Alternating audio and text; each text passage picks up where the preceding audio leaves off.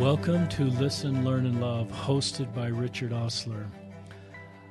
Our guest on today's podcast is a dear friend, Ganel-Lyn Condie. Welcome to the podcast, Ganel-Lyn. Thanks for having me. Ganel-Lyn is someone that, as you may know, our listeners, is spending a lot of time writing books, being on TV shows, speaking to large Mormon audiences in the Wasatch Front and around the world. She's a noted author, and in front of me is her latest book. It's book number 6 in 4 years, and I just love this title.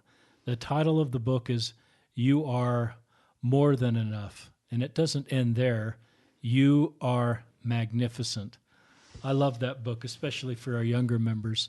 Tell us a little bit about this book, Ganel-Lyn. Well, I feel so blessed to be part of Covenant Communications. They're my publisher. And my first few books, for those that are familiar with my work, are compilation books. I like to tell people stories, kind of like podcasting, but on paper. And I think there's power in that. When we hear each other's stories, we can hear our story. And when we hear our story, we feel a connection. And I write faith-based books, but I love that agnostics and members of other faiths have embraced these Mormon books. I don't hide that they're from a Mormon perspective. This book, You Are More Than Enough, is all my guts. That's what I say. It's my guts and my soul, and it isn't compilation. I do have the opportunity to do a lot of speaking in the last few years. I've probably done over 500 events all over the world. Some LDS, majority of those have been with a faith lens, even if they're for a corporate event. But I get often asked when I share stories from a speaker's perspective, which book has them in that. This has some of the stories that I share when I speak, but it was a wrestle with the Spirit. And it was hand-to-hand combat with dark.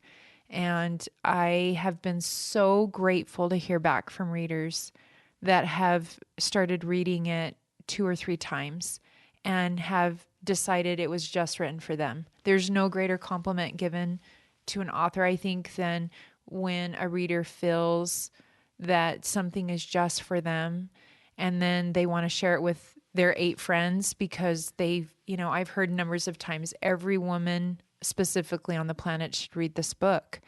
And I think it's because of the title. I think every human being is struggling to know if they're enough. At the end of the day, I took the journey with the reader. I have to choose that every day as well. And I say it's a choice because I hope this book and all of my speaking and writing give evidence to people that we are all enough and we belong. But I have to wrestle with that as well. So many times people are thinking, oh, you're a best-selling author and this motivational speaker. You have a son on an LDS mission. You've been married in the temple for 27 years. And the reality is knowing your worth and knowing that you're enough is something totally deeper than whatever may be an outward appearance of whatever success is defined at the time on Instagram, right? So that's really what I wrote this book from. And that perspective for me, I call it the hole plugger. I think of all of our souls as a bucket, and we can fill our souls and our spirit with a lot of good things, a lot of great experiences, good friends, accomplishments, spiritual experiences. But if there's a big hole in the bucket at the bottom, the more you fill it up, there's still this drain, right? And I hope this book is one of the materials used to plug a hole for a reader. I'm looking at this title, and that's such a wonderful overview of this book. I'm thinking of this through the lens from my YSA days. Yes. And my YSA assignment, and in one-on-one interviews, as you know well, with our young people, there's certainly a feeling that they're not enough. Right. And they don't feel complete and whole. If we have YSA age people on this podcast listening, or their parents that are trying to help their children feel better about themselves, give us some 1 or 2, 3 thoughts that would be helpful to make us feel like we're enough and that we're even magnificent? So when I get invited to speak to YSA, I jump for joy because I call them adults without walls. They don't have the lifetime of walls built up yet, so they're a little more pliable maybe and eager. And I love being in the midst of YSA. I'm gonna be honest because we like you being honest. I tend to pretty much lead with that authentic perspective of I don't have it all figured out. And I'm a parent of a YSA. I have a son on a mission in Zimbabwe, and he will come home this December, and I'm petrified. That's honest. Everyone says, aren't you so excited? And when you only have 2 children and one goes to Africa, yes, I miss him and ache for him to be in my arms, right? But on the flip side of that, I see so many YSA trying to feel like they can navigate the next phase of their life, whether they served an LDS mission or not. And there's some big decisions. And those decisions are like career and family and faith. And if you're, and then you're in this place where it looks like everyone else has it figured out. So that question of, am I enough? Often I will share with adults and YSA. And if you ever meet an 85-year-old person who has never decided that they're enough, it's the saddest thing. Because they've maybe raised this beautiful family and they have these great talents. And I know a few. I meet them every time I speak. It's the grandmas crying in the back that think they totally messed it all up. So if we can target it at teen years and YSA years, that we get it really clear, what is enough? It is knowing your worth versus your worthiness. It's knowing that we all make mistakes, but we're not mistakes. It's knowing that, as Brene Brown says, no one belongs here more than you. And so when I speak to YSA, I try to challenge the chatter in their heads. Because the way we self-talk is so much more severe than we would talk to our best friends. I wrote this book from that perspective as a friend. What would I say to a friend? I do not talk to my girlfriends and my close friends the way I talk to myself. And it's so subtle that we almost start to believe the chatter in our head is God. And that's really dangerous, especially if you deal with depression or anxiety, right? Because that becomes then this very thick screen. I call it a screen, or it can become a wall. Everyone's shooting love at this person. The spirit is shooting spiritual experiences at this person. But the depression and anxiety, it's kind of bouncing off. And so they start to believe just the chatter in their heads. I have a really good friend that is a therapist, and she's one of my truth seekers, right? So when I'm in my crazy hot mess thinking, and last week I was on the phone with her, and she says, you don't get to believe anything you think for the next 2 days. There was a lot going on. That's great statement. Yeah. And so then I would say, what is it that you absolutely know? And I say this to my son, who's a missionary, where right now it's pretty simple. I mean, it's complicated in Africa. Don't get me wrong. It's challenging in different ways, but the focus is very directed, right? Right. What do you know for sure? What do we know for sure? Everything I know, it boils down to, I know there's a God, and I know he loves me. And I have never, ever doubted that he loves every one of his children. When I get to speak, that's the payday. Because I don't always feel it for myself. But if I stand in front of 1,000 YSA and God allows me to feel what he feels for them, there's nothing better than that feeling. And all it is love. So I think we have to start there. And that's the first chapter of this book, is, do you know that you have enough love? And that love is not the love of the world. It's not the likes on Instagram. It's not the followers on Instagram.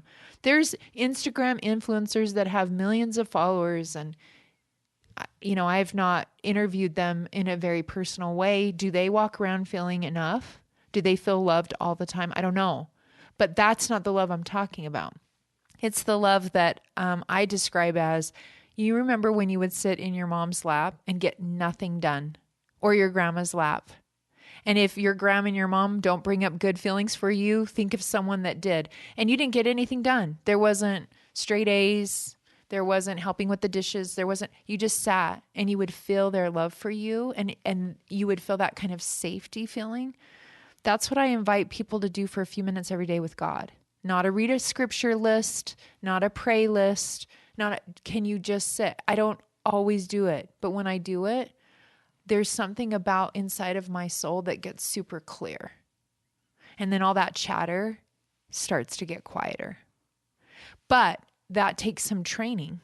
So I think for YSA all the way to 85 to 95-year-olds, are you doing something every day for a few minutes that isn't a do? It's just a be with God thing.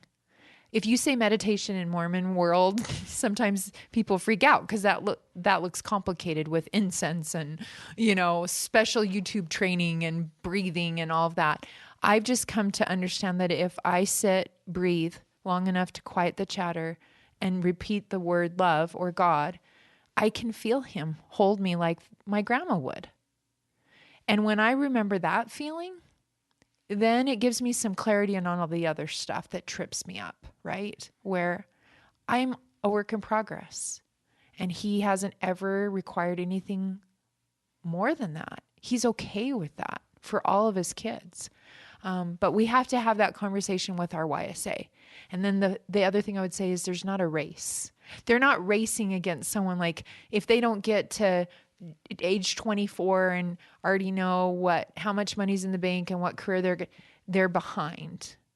I've lived long enough, I'm 47. My husband just turned 50, to realize that all those plans we had in college, very little of it went the way we thought, Heavenly Father had a better plan, but there were a lot of detours and there were a lot of dark times. And there were miracles that I could never have described. If you would have told me there'd been one book published with my name on it, I would have laughed. So I guess those are the two things: is challenge the chatter in your head, and second to that, and get still enough to see if you can remember what it feels like for your dad in heaven to hold you for a few minutes every day. And then second to that is you're not running a race against anyone. My lane on the highway is that's it. Now there's other authors, speakers, mothers, people that I closely identify with in lanes close to mine. If I'm not careful, all of a sudden I'm looking at their lane and I'm thinking, well, they've sold this many books, or they're being asked to speak in front of whatever.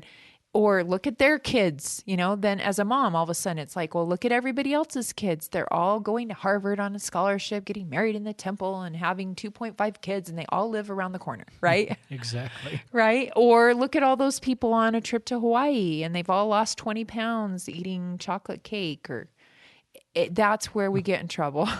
We've got to be super careful that our plan of happiness is being clearly directed by Heavenly Father, because our plan's going to always look different than the next person's. I love that. I love the visual of lanes, Ganel-Lyn. Talk about, a lot of our listeners are parents trying to do the right thing to raise their kids. Yes. And parents are nervous at times, wondering how their kids are going to do. Right. Let's say you have parents that are listening right now that have YSA age or any age that are struggling with just staying in the church. Mm-hmm. Stepping away permanently or a little bit, or just struggling. What general advice would you have to parents as they're managing their individual kids' faith journey? So I just told a friend yesterday that has YSA and some marrieds that my advice is so pure in heart when I'm talking to any other parent. If it's in my gut and it's about my own kid, it gets challenged. So I'm going to tell you what I am trying to tell myself, okay? Good. But I will also share that this is what I 100% believe is true, and I've watched it play out. It is this. Your relationship is of utmost importance. Above all else, if your child can feel of your love, now that doesn't mean that you're not going to go through a process of mourning. I tell YSA and teens that are struggling with their parents forcing them to go to church, right? Or they've already decided to leave the church and there's a rift in the relationship. I will say straight up, because usually they're fine with me still, right? And I'll say to them, why do you think it makes your parents so sad? Do you think your parents took you to church all those years because they thought it was horrible, that it was going to ruin you, that it was going to make you miserable? No. They gave you everything of their faith because they believe in their soul that it is what has made them happy. So when you're walking away from that, it triggers them inside because they either think they've failed to show you what is great, right? Or two, they don't know what it looks like. Now, my first book, I Can Do Hard Things with God, has a chapter about this. And it's a mom that I love and admire. She's a grandma. 8 of her kids, 6 have left the church.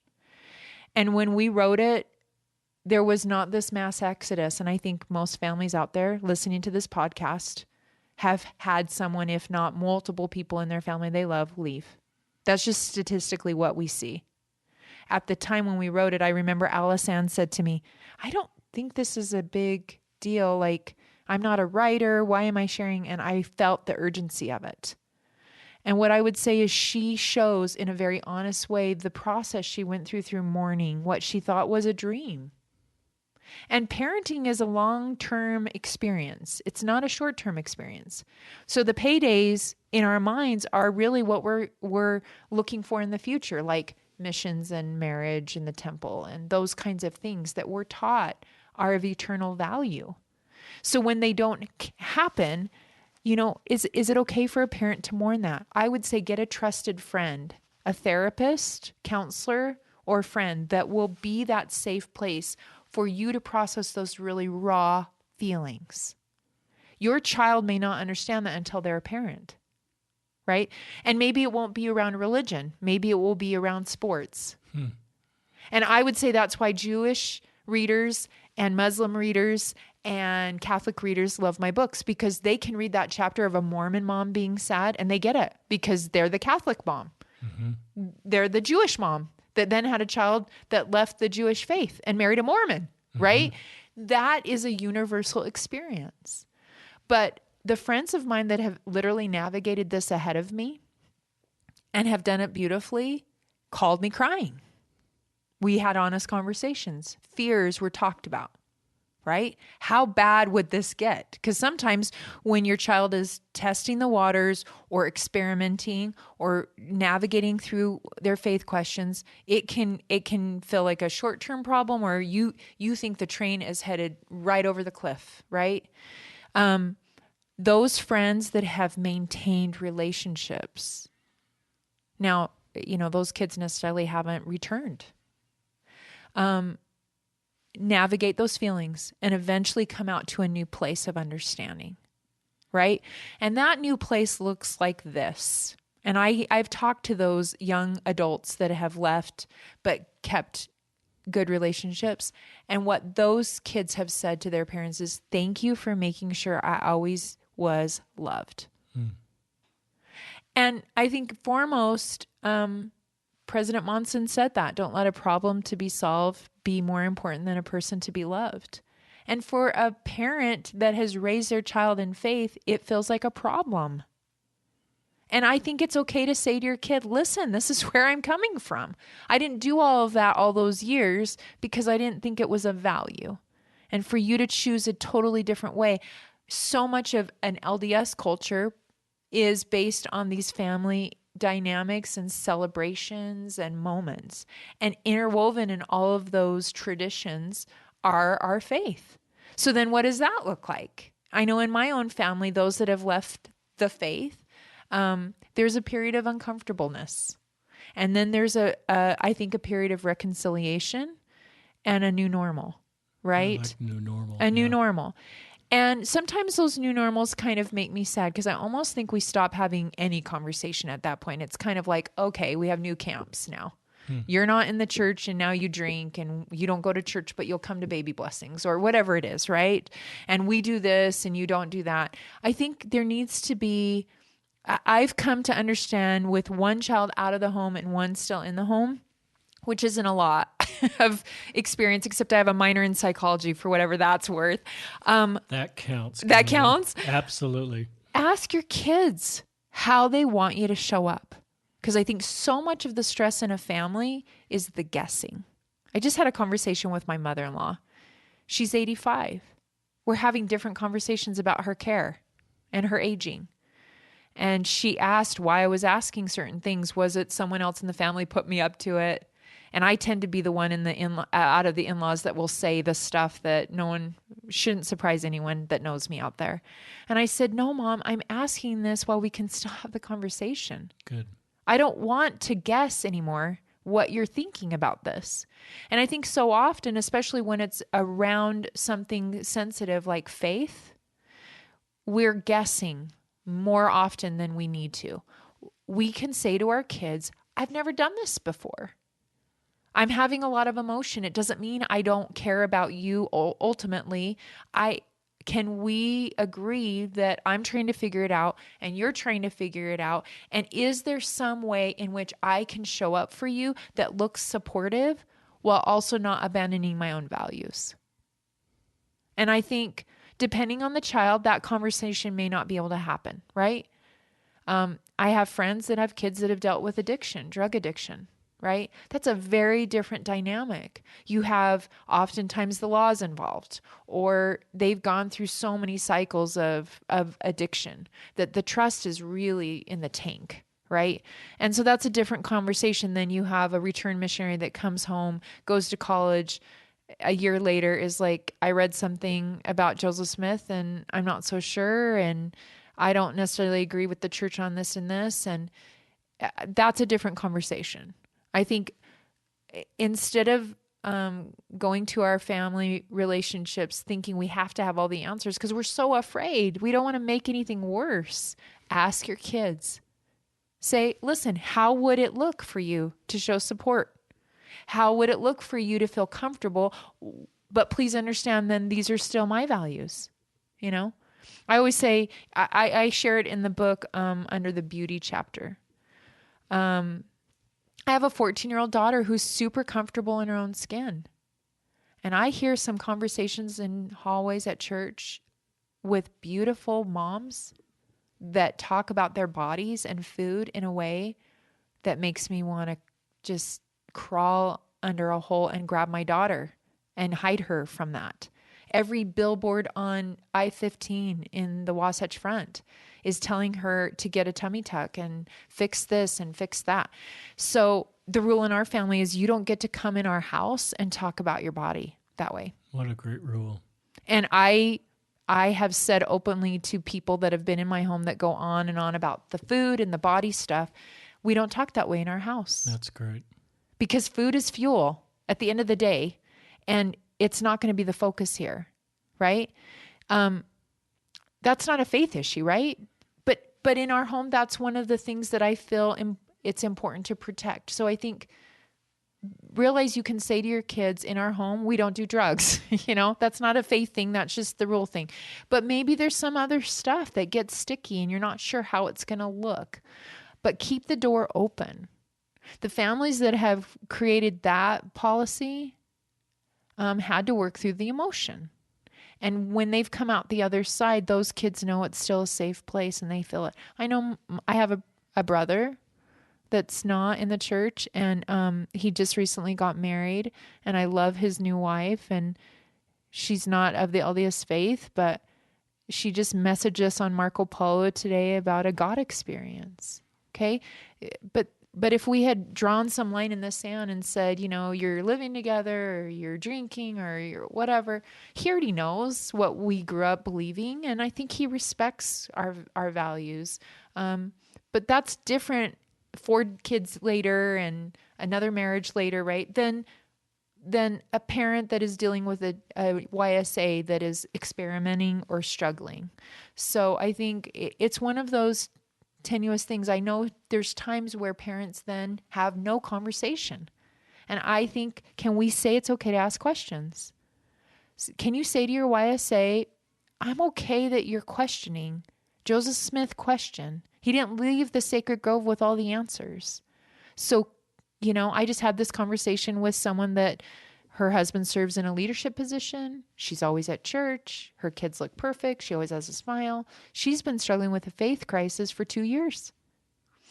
And I said to this friend, do you know Christ? She said, yeah. I said, can you show up and take the sacrament every Sunday? She said, yes. And I said, then can you take all those other questions and put them in a box? It's not a box you throw in the back of the closet. It's a box that's sacred. It's the one God knows about. And you tell him, I'm putting my questions here. I need you to watch them. And I'm going to keep working on them. But I'm not going to make the box my whole life. So I think, can we give our YSA permission to be in some ambiguity? So don't close the doors of any conversation of faith and realize you're not going to get it right. And when you're being brave, as Brene Brown says, you're going to mess it up. And tell your kids, you know that you're messing it up. You know, I said to my son one time on his mission, he said, I don't want you to solve it. I just want you to listen. And I said, son, how am I supposed to listen via email? Right? That's just like a whole bunch of space on the email and then my name at the end. Like, I don't know how to show you I'm listening. But his feedback was really crucial because he's right. Do I even want my parents to solve my problems today? No. But I definitely, when I was 20, didn't want them to solve my problem, right? So he taught me how I can show up for him. So now, a few weeks ago, he had some concerns and questions in his email. And I said, okay, this pause in my response is me listening. That's cool. Can I give you some feedback? He said yes. So I gave him some feedback. The Spirit told me to shut up. And then I said, did that help? He said, yeah, I'm not panicked anymore. Right? But one of the things I said to him is, you've got a lot of questions. That's perfect. It was the week before General Conference. I said, that's exactly where my heart is about 2 or 3 weeks before conference. God's trying to make me feel a little uncomfortable. Everything feels a little flat. The scriptures don't feel that great anymore. I don't really want to listen to any leaders say anything. And I realized over time that was always my pre-conference heart. My pre-conference heart is saying, do you have room to receive more? Well, that means that I'm not okay with what I've already got, or it's not doing it for me anymore, right? And I may have some questions. So I guess say that to your kids. Say, how do you want me to show up? And our family's safe for you to have questions. You don't have to have it all figured out to stay. And I think that's such a delicate thing. That's where the Spirit has to direct, because the Spirit may say to you, leave your kid alone. You know, don't bring this up. Don't harp on him one more time about that.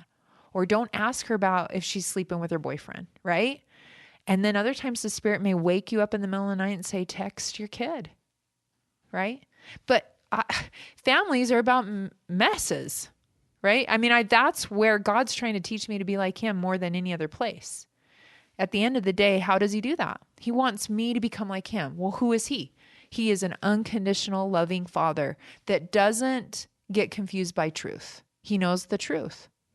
And so even when he knows the truth, he doesn't stop loving me even if I don't make the choice he would make. Right? So what's he going to do to help me become like him? He's going to give me kids that are going to make choices that are going to trigger me to make me feel like, do I really know what unconditional love looks like? That's how it was designed. So I think we need to all stop panicking that everyone's families are perfect and our family's the only one falling apart. And then we need to tell our kids, honestly, I don't have all the answers. And I'd love for you to show me what way you like to be ministered to. That's what the whole new ministering program, I think, is about. It's saying, is the Spirit going to be able to tell you to do something that may not look in the box? And then are you going to be willing to do it? It may just be like we golf every Thursday. It may be, yeah, I still want to come to Sunday dinner, but you can't harp on me about my politics or my whatever. And then I think we have to trust that we're all growing up. Right? And our kids are at a place where they need to know they're loved regardless. And our God does not say, hey, your choices reflect badly on me. I am not a perfect God because look at how you've messed this up. And yet so often as parents, when we really are honest with ourselves, why we are afraid about the choices of our kids is it somehow reflects that we weren't enough as a parent. I really agree with that.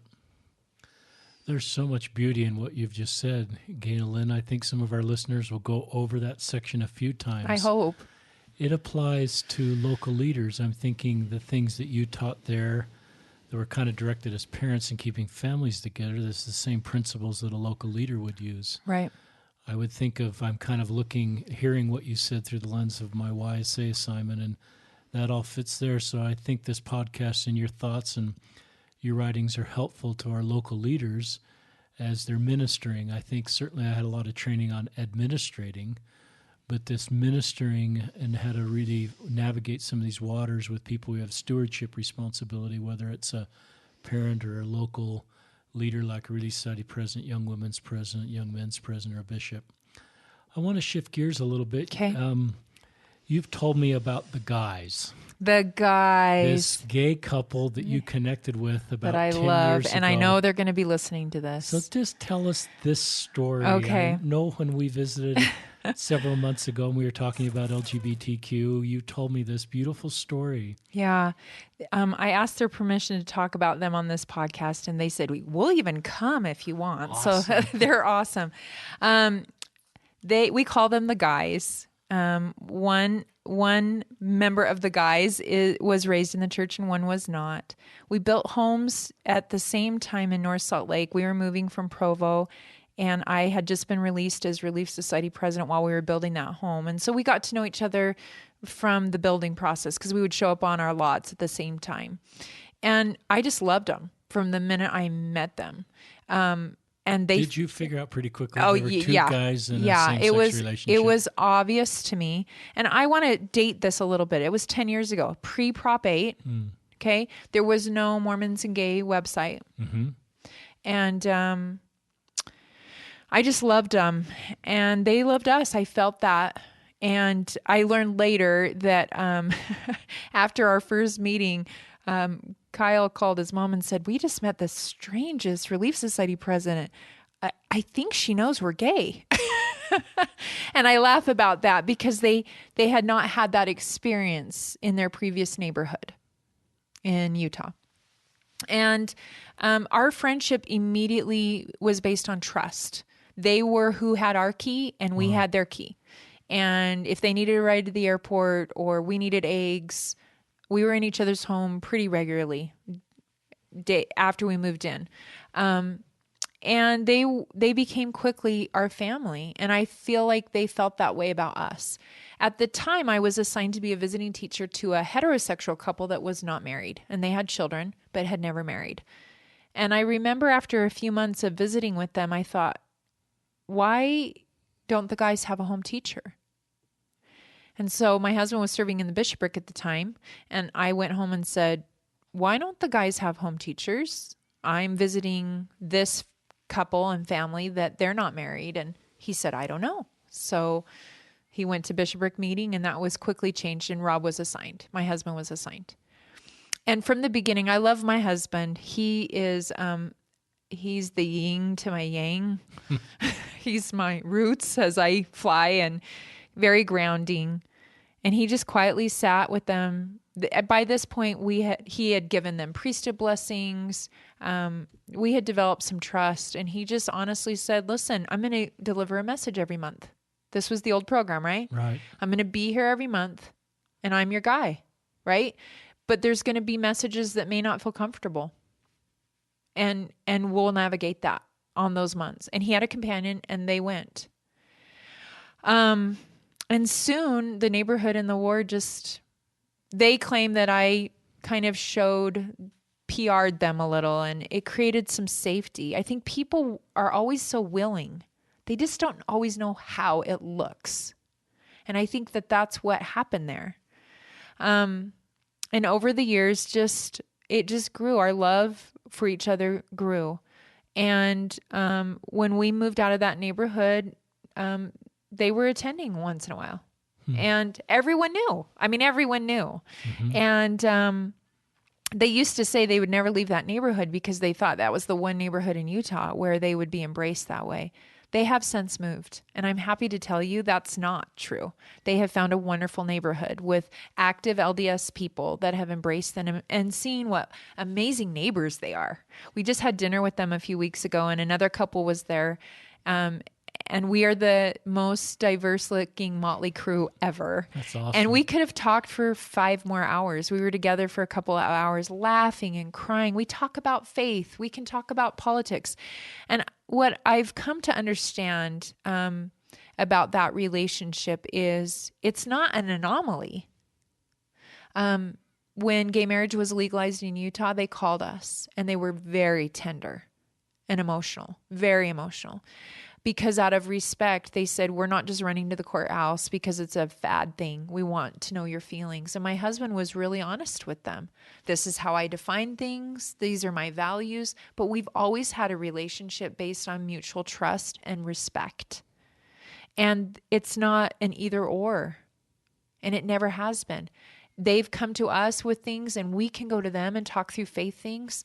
They have a beautiful perspective on a life experience I haven't had.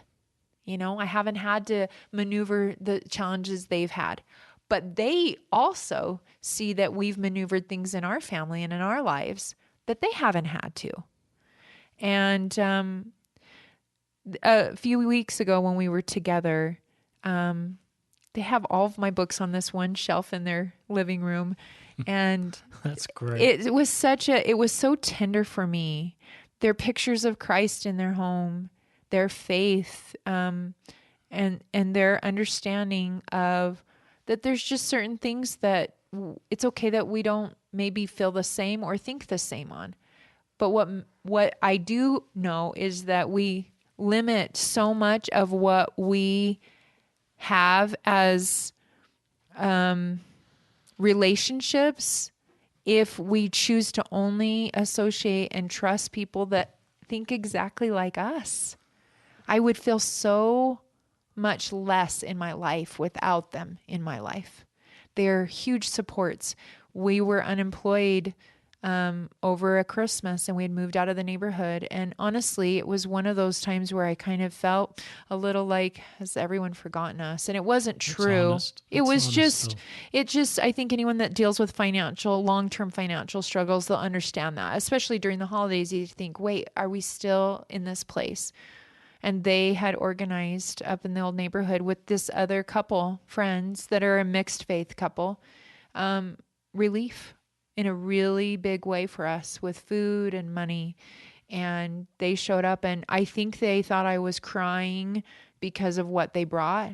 But what I cried most about was their family, and they cared about us. And it didn't matter that we had moved away, because sometimes you move away and you think, well, you split the ward and 2 streets over, you never see those people ever again, right? Exactly. So I guess I would just say to you that they are an example to me. And they've also now moved forward with that trust of others, and they've allowed their new neighbors to see them for who they are. And they've developed trust with new relationships. And I think that multiplies. Like when we allow people in our lives and in our inner circle, not just on the peripheral of like we say hi across the street, like they know our business. I mean, they know what stuff we've dealt with. They supported my son when he left on his mission, right? They know our lives and we know theirs. And we've been vulnerable with each other.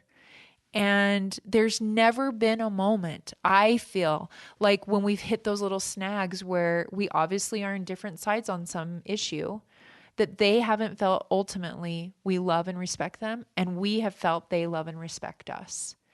And that has been the greatest compass, right?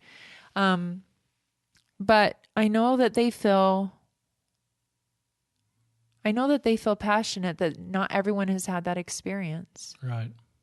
And I know that they feel, and I have often said, I think that if more people that are struggling with whatever they're struggling with feel like there is space for their story, they stay and belong. Talk more about that. Okay.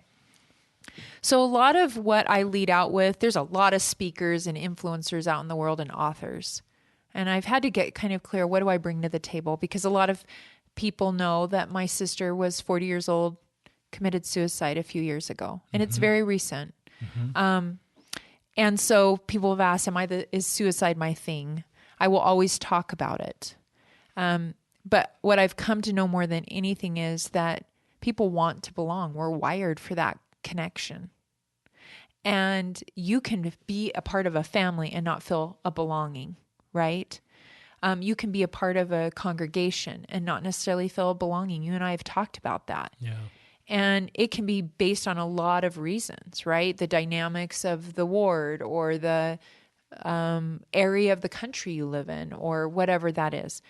And I've come to understand that there is power in knowing each other's story. And if someone feels like their story is heard and known and then received, they stay. Like, if you want to look at the Me Too movement, what is that? What is the Me Too movement? It is in majority of women saying, you didn't know a whole part of my story. Yeah. You didn't know a whole part of me that I didn't even want to talk about. And now there's a platform to do that. The problem is, I think the pendulum swings so far sometimes that people feel like they have to activate. They have to fight for something because a story hasn't been told. And I've come to see the scriptures as an invitation to hear everyone's story. I mean, you want to really look at the scriptures? There's arm cutting and rape and murder and seas parting and fishes and loaves multiplying and people being raised from the dead. There's a lot of story going on there. There's not one story. God didn't say, well, like, I just need the Bible to be this one story of this one kind of family.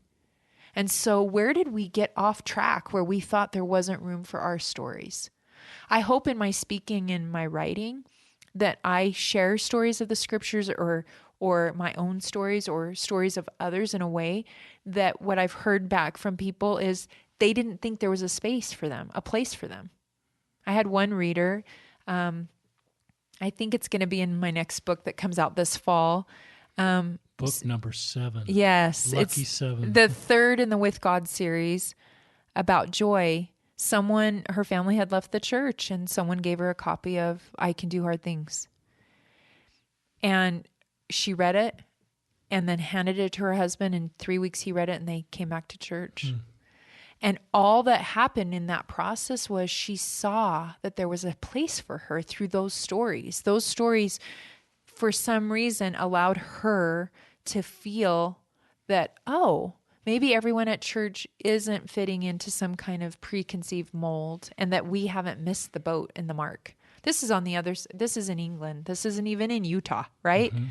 Because sometimes I think Utah gets a bad rap that somehow we're the only ones struggling with these issues. And I think it's across the board of belonging. And when she read this book, it made her heart open. And when her heart opened, the Spirit, she felt like God hadn't forgotten her. And then she could see a stepping stone back. There's no better reason for me to write a book. I will do it for the one.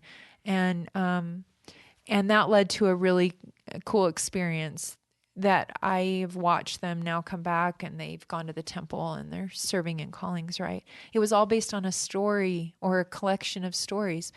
So can we hold place for our brothers and sisters, either in our family or in our wards?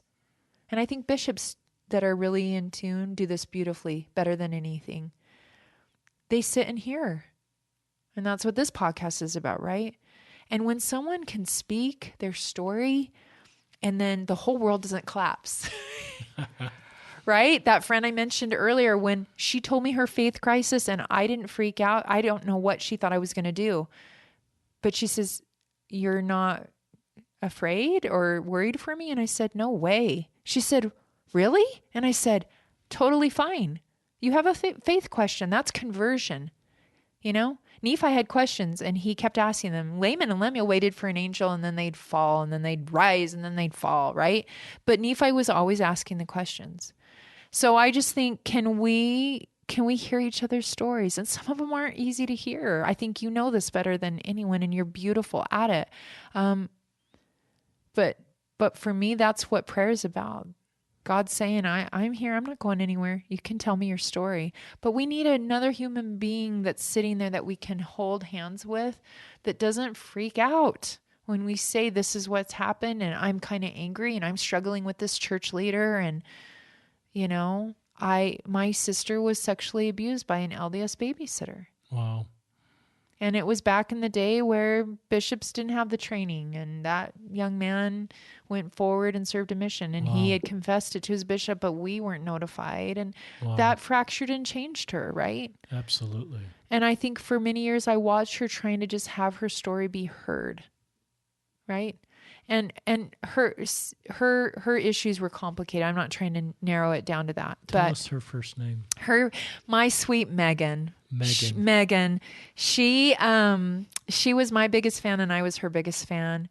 And she wanted that first book published more than anything. And little did we know that the first chapter hadn't been written because she hadn't passed. And now that first chapter is her story. And her story's even on LDS.org under the suicide prevention site the church has developed, which I am so grateful to share her story. That's great. She has a message that I get to share, and she's with me often. Anyone in my audiences that have those spiritual gifts can sense the other side of the veil, always feel her. And then they tentatively come up to me to try to not upset me. And it never does because they can feel her near. She's got a big, big spirit. And the message I share on her behalf is stay in your body. Satan doesn't have a body. And a lot of what he attacks are the things he'll never have. He'll never have sex. He'll never have a body. He'll never have a family. And he'll never, I always say, eat Reese's peanut butter cups, right? And so we have to get kind of clear the fact that many of our brothers and sisters are fighting some battles in their bodies. For me, it's been chronic illness. For others, it's depression and anxiety. For others, it's same-sex attraction issues that they don't know how to resolve, right? For others, it is learning disabilities. I mean, all these mortal experiences of having a body, and then we start to think, oh, what a curse this is. And I know for her that suicide is one decision someone makes, not every decision they made, but it's a decision that once you make it, it changes all your other decisions. And I know through a sacred experience, she knew it was a mistake when she passed. And so she would share that. And I would share to your listeners, none of you are extras. You look at a clock, or sometimes you get stuff from IKEA and you're trying to put it together and you're thinking, I think they put extra pieces in here that don't really, they're not needed. They're extra. There is not one of God's children that is an extra part, which means we aren't better without you. And that's the big lie of suicide. And I think suicide, you boil it down to hopelessness. And so I feel strongly in sharing a message, and my friends, the guys, will say this within their community, right? Within the LGBT community. I get asked a lot, is suicide an LGBT issue? Is it a Utah issue? Is it a Mormon issue? Is it a veterans issue? I have come to believe it's a last days issue. We're told in the scriptures, the hearts of men will fail them and grow cold. And so every demographic's at risk. I'm not saying there's not certain demographics, teens, that we need to address certain demographics in a specific way to help rescue and support. But I would say across the board, please don't assume the happy, heterosexual, non-veteran in your ward isn't at greatest risk. That's very thoughtful. I feel like we're all at risk to feel a sense of hopelessness or exhaustion. That all this doing, all this trying is at the end of the day not going to be enough. And so my message, any chance I'm invited to speak or be on TV or whenever I can, I squeeze this message in of that no one is going to be better without you, and that we need you to stay because you're not extra. And then my friend Christy that I mentioned in the book, she taught me that hope isn't a feeling. Hope is a plan B. It's a choice to come up with the next plan B. And that's assuming plan A didn't work. And I think great bishops, I always tell people, they're good plan B'ers. The bishops that are trying so hard, and bless our bishops that are plumbers and accountants and lawyers, and right, and we call them lay professionals, right, that are supposed to now understand how to counsel and understand spiritual matters and then administer. They can be great plan B'ers. I think Ministering Sisters and Ministering Brothers, the new program, trust your ministering sister or brother with what's really happening. I think when the announcement came that we were changing visiting teaching and home teaching, and maybe this is a little bit of a diversion, everyone thought there would be a list of all the people we minister to, and then all the rest of us would be the ministers. That is crazy. If Christ is coming again, we need Zion, and Zion is being of one heart and one mind. That means you've got to know my story. How are you going to know my heart and my mind, and we are going to be one, if we're not going to take time to learn, listen, and love? Yeah. And then at the end of the day, there's not going to be a list of people that need ministering and the ministers. We're going to be all of us on both lists all the time. That's what Zion really is going to look like. So when my LGB friends that live across the street become my brothers, they help me become one in heart and mind with them, right? Because they've risked sharing their story with me, but I in turn have shared my story with them.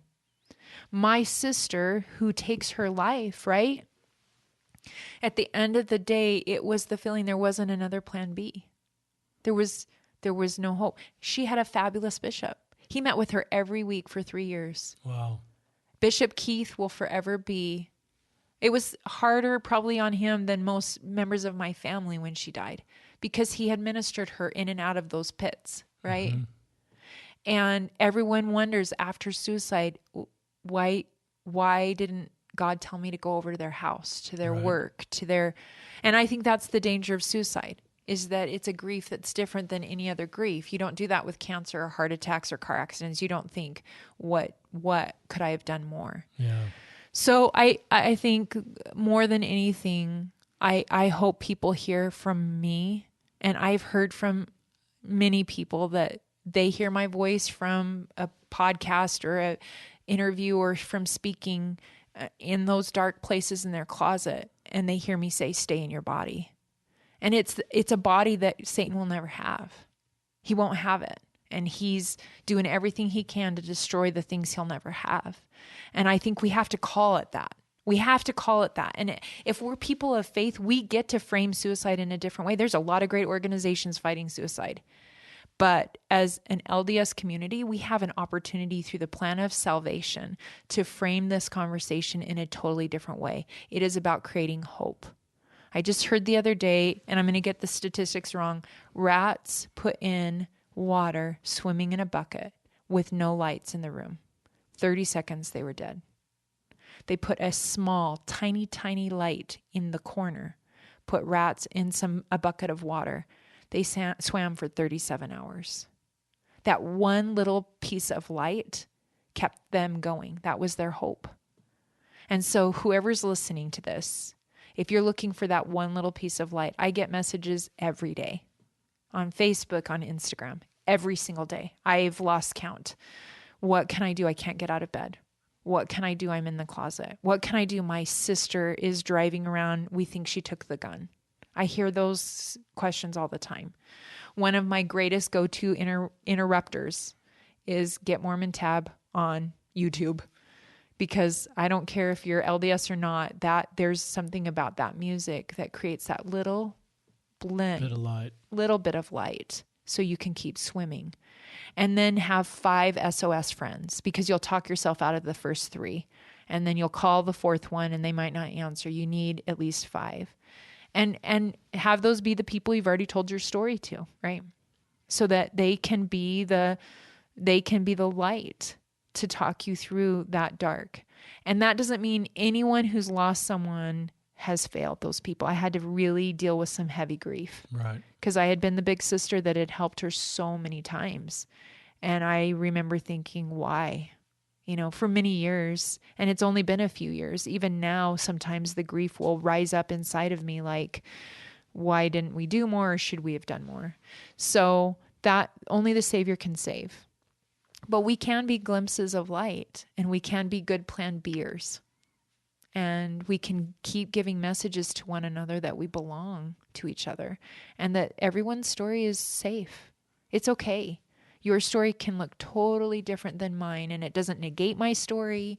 It doesn't change my story, but I can love you in the place that you're at. And hopefully you have friends that don't think like you, that love you right where you're at too, and cheer you on in your faith, even though they are not choosing faith. And I think that if you can have a friend like that, that's a great gift. It has been in my life. And I've spoken to thousands of people all over the world, and we're so much more the same than we are different. I look in people's eyes, and we're all struggling with some of the same questions and fears for our families and questions of our own faith. And are we going to be enough? And is it all going to work out? And my message and hope and mission has been that we are enough. And it's because of who we belong to. Because he really is enough for all of us, right? The world is wide enough for all of us.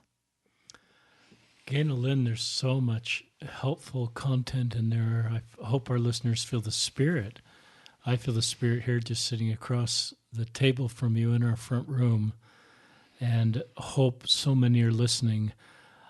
I particularly like the stories and the need for everybody to tell their story. And a scripture came to my mind, perfect love casteth out fear. You talked about fear in stories, and I've certainly realized that I've had a hard time listening to stories. I remember home teaching a man in our ward who was no longer active. He'd been the elders quorum president, and I visited him for 5 years, and I never asked him why he stepped away. And I think I was fearful of hearing that story. But now as I've had these conversations like you've had, people want to tell me their story. Our new elders quorum president in our ward named Steve went and talked to Jonathan. Jonathan has never been active in our ward and got to be good enough friends with Jonathan that he asked him at lunch, he said, Jonathan, will you tell me why you don't go to church anymore? And Jonathan said, Steve, I've lived in this ward for 20 plus years and no one's ever asked me that question. Wow. And I thought, I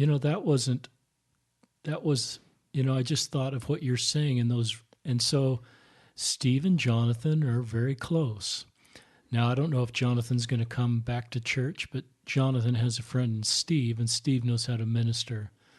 And I realized that if what I know now, I'd go back to the person I home taught, and I felt impressed to do this and just hear your story. And we need to sort of develop a mindset that we're not fearful of hearing these stories. I think we worry they will tell us things outside of our belief or trigger our own faith crisis. And I think we sort of have to develop an ability that you have and so many of our younger people have, is to hear stories. And our bishops and local leaders, I think some are excellent at this. But I also think when you talk, Ganel-Lyn, about our own congregations, that sometimes part of our story is sometimes sharing what we don't feel comfortable about within our lessons.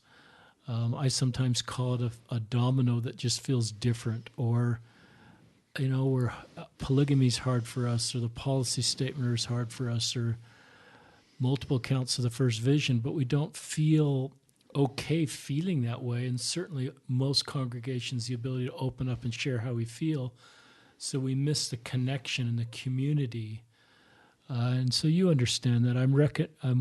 Wonderful experience happened in our elders quorum, where a dear friend in our quorum, Royal, and his son Jackson talked about their gay son and brother Connor in quorum meeting, and they talked about his upcoming marriage, and they talked about how even a church talk was a little hard for their family because it was hard to know how to navigate their it. son fit in. And so they opened up about a church talk that was actually hard for them. I've never heard a member in our congregation in a class setting opening up. And the quorum was awesome. They just validated their permission to feel that way. And they didn't try to fix them. They didn't remind them of our doctrine. They just went there where they needed to go. And I asked Royal and Jackson later, where I said, how did that feel to you? And he says, it was the best quorum meeting we've been in. And I just thought, wow. And all they did was gave them permission to tell their story. That's it. And a space to do it within core meeting. There's obviously lots of people outside the church that are actively working to take people out of the church that can hear those stories. We both know that. So there's safe places outside the church, but as you well so illustrated, we need safe places within our church and within our community and with people like you. And that then as we're safe, people are open up and can share and we can heal. I've always thought part of storytelling is healing. Exactly. And as you validate and honor, you can heal. And as you hold people's pain, then you heal them. And it's really hard to heal someone if they can't share their story. Well, and I think with this new ministering program, I love your thoughts, Richard, because I think people, when there's a cause or a catastrophe in the world, we know how to rally again around that, right? Because it's clear. But I think your quorum members, if you're a teacher that's teaching in the Lord Savior's Way, which is the new program, it is to facilitate that kind of conversation. But that's going to take all of us. That doesn't mean that everyone in my Relief Society knows all of my business. But there are a select few that if I'm not practicing being vulnerable, as a speaker and author, and anyone who follows me on social media knows, I'll share the hard days with the no makeup. And I have some people go, why would you do that? Because that's what I would echo what you said is that's where the real healing happens. And so it doesn't mean every quorum meeting you're saying everything, but I love that example because they didn't go into probably all the weeds of all the dynamics of the family. They just simply said, I have a concern. We don't know how to feel about this. And a quorum is what? A quorum is the brotherhood of, it should be, of where everyone can sit together and say, we hear you and we love you. I heard of an elders quorum where a man raised his hand and he said, I have a porn addiction. Wow. Well, that facilitated a whole quorum creating texting and check-in awesome. Partners within the quorum. Well, another ward in the stake heard about this and thought, well, I don't think I trust anyone in my elders quorum enough to tell them what my addiction is. And so really, what are all these changes coming from? I think it's to create Zion. And when we create Zion, the Savior can come again. And I don't know about anyone else. I've talked to people of all faiths. They're ready for Jesus to come again, right? And but how are we going to get there? We're only going to get there, like you said, if we create the opportunity. And really, I think I don't know if there's a more loving, pure way to minister to someone than just say, I have a few minutes. I just want to hear what's really happening in your life. That's it. And then no answers, no solutions, like you said, and just hear. And I think that's what I've come to hear back from readers on the books that I've written is that they sit in their room and they read someone's story and they feel like that's a person that can understand their story. And that's it. But we need to be doing that with each other in flesh and blood, right? Where it is uncomfortable. Thank you, Ganel-Lyn, for joining us on this podcast. Are there any closing thoughts you'd like to give our listeners as we wind up? Well, I think more than anything, I hope people take away from this conversation that I don't know if there's a person on the planet that doesn't have something they're battling right now. And I think the sadness of the last days is only going to increase as we become more isolated from each other. And so whatever effort you can make in your own life to combat that within your homes, on your street, in your ward, at work, that's winning the war. And that's saving people in a way that is not saying that we are the Savior, but it is ministering to each other. My husband was just talking to me the other day about a job situation, and we realized that he had formed a tie with a gentleman there that confessed some of his faith crisis. And he was about this close to leaving the church. He just hadn't had a conversation with anyone. And they just go to lunch regularly, right? And so I think those simple things, and I guess in closing, President Monson was a distant cousin of ours. And right after the Rome Temple was announced, we had Thanksgiving with him. his biography had just come out, and we were sitting on the couch with him. My son was in a really hard place. He was 13 and struggling. And so it was very providential to have that conversation. And I asked him about the temple, and he said that was 45 years of relationship building. Wow. So I think we also need to understand there's not some magic bullet, right? And there's not a program that we can check it off. And that's why we're a little uncomfortable maybe within our families or in our wards right now, because ministering is long term. And ministering is the lady at the grocery store that isn't on any list in our ward or even in our family, right? And so I think that is pretty uncomfortable for people, because what does it look like to minister to, like you said, the man you used to home teach? That's not over. You can now now be his friend and contact him now on social media. You can find your old 5th grade friend, and you can go back and on Instagram find someone that you used to work with maybe and have the conversation you didn't have. And so I guess in closing, I would just say that the example of President Monson was, to me, always about relationship building and ministering. And I feel like that's where I'm always growing too. You know, I know where I'm comfortable in doing it, and I know where I feel uncomfortable. And then I would say to parents out there, lead with love first. Your kids will want to have a conversation with you when they feel that. And I don't know if my kids always feel it for me. I think I'm great at it when it's a room full of YSA that, I don't live with me, right? And It's complicated in families. So I think at the end of the day, in our ward families and in our families, can we be okay that we're all kind of messing it up and be forgiving of each other? Because, ward families are really an extension of, you don't always get to choose who you serve with, and you don't always like who you serve with, and you don't always like the guy that always raises his hand in gospel doctrine to make a comment, but maybe just assume that everyone around you's got some battle they're going through, and we're all trying the best we can to figure it out. Thank you, Ganel-Lyn. I think our listeners are filled with hope. They're filled with the light of Christ. They're filled with better tools to navigate this road. You're real, you're authentic, you're a leader, you're kind, and your message is so needed. And I just hope your message continues to be heard. I'm looking forward to more books. I'm looking forward to seeing all the speaking things that you do and how you're blessing so many lives. I wish you could be in every YSA bishop's office and be a part of those interviews. Any YSA stake out there, I'm available. Just message me on Facebook. We'll get it on the calendar. And so once again, the title of her book is, and I just love this title. I'm going to tweet out this title all by itself.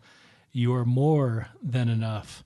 And it doesn't just end there. And then in bigger letters, it says, you are magnificent.